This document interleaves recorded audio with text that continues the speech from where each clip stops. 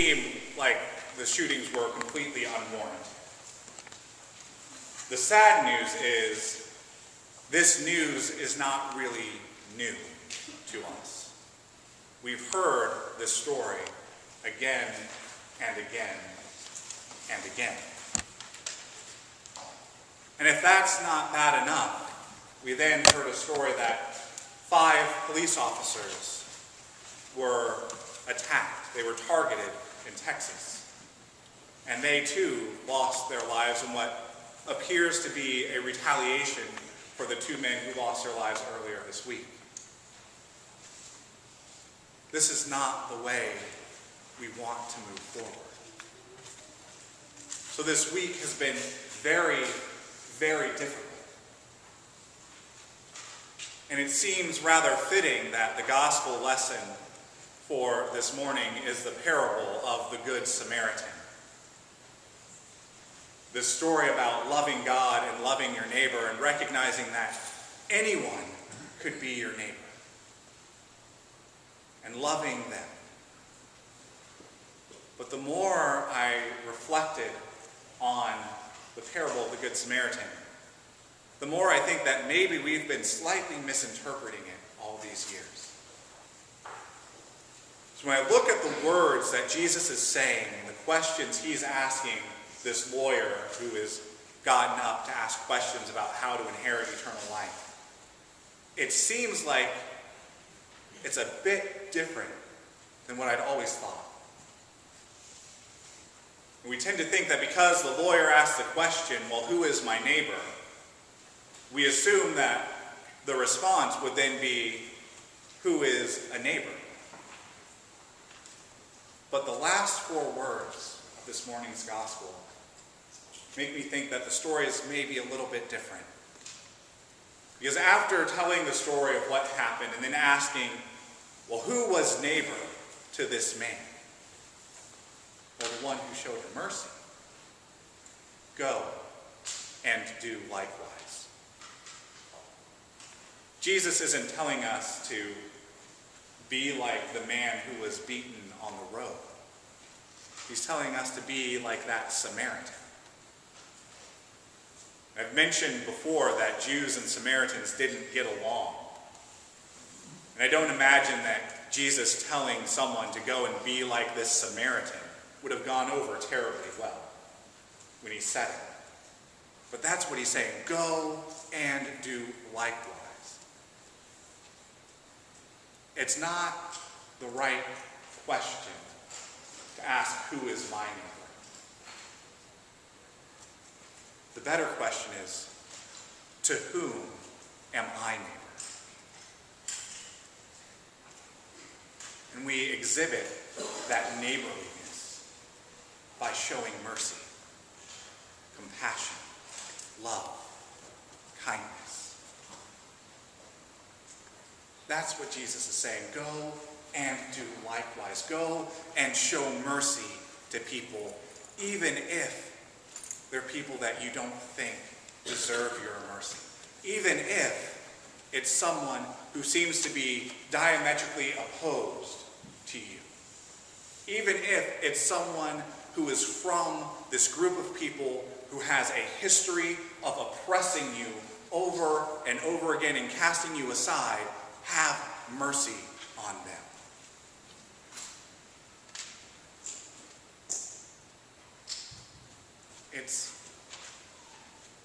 It's ridiculous that we're still getting these news stories today.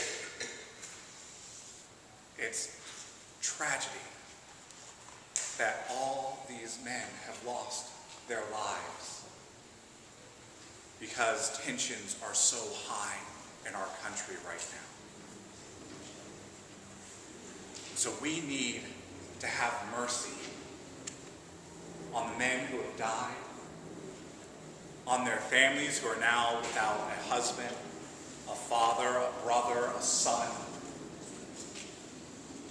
people who no longer have this friend who meant something to them. We need to have mercy on them. But we need to go even further than that. We need to look at the people who committed the shootings. We need to have mercy on them too. Because I cannot imagine what it must be like to be so afraid that your only logical course of action is to pull out a gun and shoot someone. I've never experienced that kind of fear in my life, and I hope I never experience that kind of fear. But the people who committed these shootings must have felt that sense of fear for shooting to be their response to what was going on. That doesn't mean that shooting them was okay. I am by no means condoning shooting another person. But we need to look beyond that and realize that there was some deep hurt and fear and anger and uncertainty going on.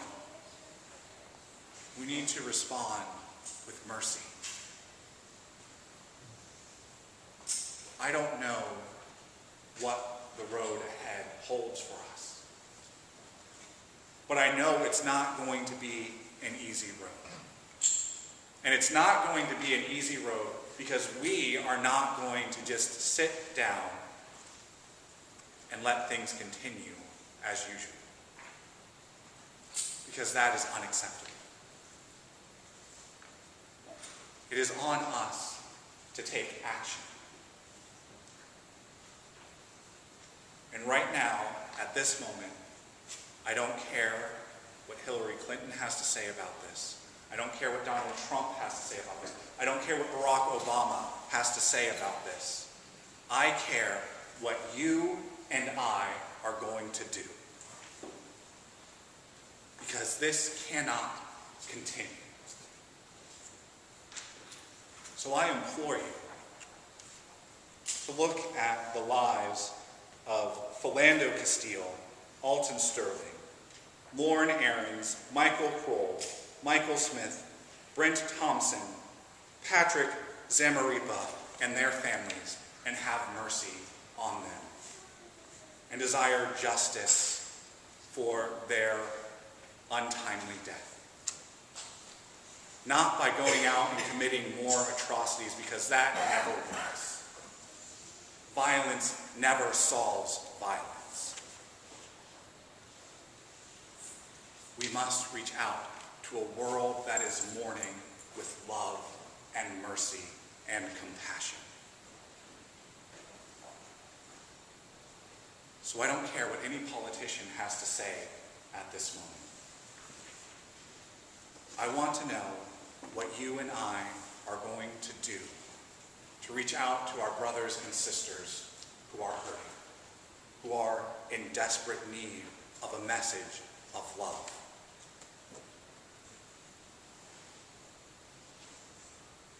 It's so easy in our world to see how separated we are, to see the divisions that exist between us. But we need to go and do likewise. We need to look at that Samaritan who was able to take the entire history of oppression that his group of people had experienced and set it aside because he saw someone in need. And when he saw that person in need, he realized that there is one thing that united them. They were both children of God. That one fact supersedes any difference we could ever dream up to separate ourselves.